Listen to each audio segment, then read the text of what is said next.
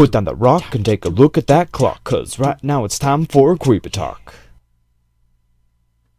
You know how in places where it snows, some kids get snowed in days? Well, if you live in a really hot place like me, that never happens. But lucky for me, I live in Southern California, so instead of snowed in days, I get terrorist threat days. So back when there was the whole clown thing going on, my school got a threat of its own. But I'm getting a little bit ahead of myself, so let me just start from the beginning. So I arrived to school on what seemed to be a regular day, just like, alright, time to learn some Espanol 2, learn some of that uno dos. And then I heard all these kids talking, and they were all like, oh man, did you see those tweets? I wasn't gonna go to school today. And I was like, what the heck are they talking about? I just ended up ignoring it, and I went to my Spanish class. We were like 2 minutes into hardcore studying Spanish when they made an announcement over the loudspeaker. Yeah, there were some tweets sent out last night that they're gonna start bombing the school or something, but it's fine. Just go through your day, pretend like it never happened. You'll probably live. And that's when it kind of occurred to me. I was like, yeah, this is not going to be a normal day. And then just when we were about to leave class, they made another announcement. Yeah, we are not sure about the current situation, so the school is going to be in a lockdown situation, so I want everyone just to sit down and be in a calm situation, okay? Yeah, we all started freaking out. I remember this one football player specifically pacing back and forth like, oh man, if a clown breaks in here, I'm gonna smack him silly, and he's all shaking and stuff. But yeah, everyone started making a ruckus. I actually ended up hearing some kids talking about the tweets during this time, so I'll give you some of the information on that. So apparently, someone went onto Twitter and started sending out tweets under the name of one of the kids running for homecoming. I think the kid was special needs, I don't know, which is really messed up.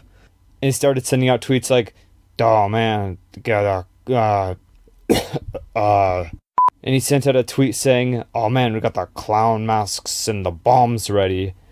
You're about to see the next Columbine. And he sent out another one saying, yeah, it's 10 o'clock, everybody, be prepared, 10 o'clock. Gonna start blowing up stuff. So that's basically what was happening the day before. But anyway, back to Spanish class. So a few hours passed, and we were still sitting around waiting for 10 o'clock to hit and some bombs to start going off. And then they made another announcement saying that if you got your parents to text your phone saying that you had their permission to leave, then you're able to go. So all these kids started getting text messages from their parents telling them that they could leave.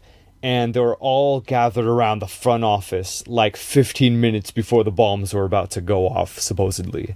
And I was just like, dude, if you actually think that we're in danger, don't huddle around where everyone else is going. Like, there was this big old chunk of people in the middle of the front office, and I was like, man, if I were going to bomb this school, I'd bomb there. I'm just saying. So that's where I'm staying away from. So I was still waiting at my class, and listen, at this point, I had to go to the bathroom, like, so bad.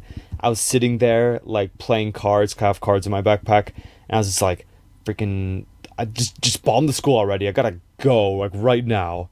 And then after a while, I just couldn't take it anymore. I had to go so bad. I was like, you know what, I'm just gonna go to the furthest away bathroom from anything else, and it's probably safer in there than it is in this classroom anyway, so it's probably a win-win situation, right? And when I walked in, I noticed that there was only one other person in the whole bathroom, and it was some guy in the stall next to me. I was just like, oh, this guy's got the right idea. Me and this random citizen are gonna survive this. And then he started mumbling some sketchy stuff. Hit the center.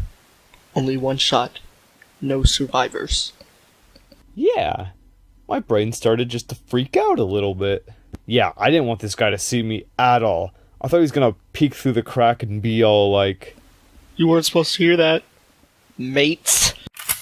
And then, after what felt like an hour of waiting, he finally flushed the toilet, he got up, and I looked through the crack, and it was just some random kid with headphones in mumbling the lyrics. What the heck was he even listening to anyway? But it looks like that's just gonna have to wait, because it was 10, and all the bombs were supposed to start going off.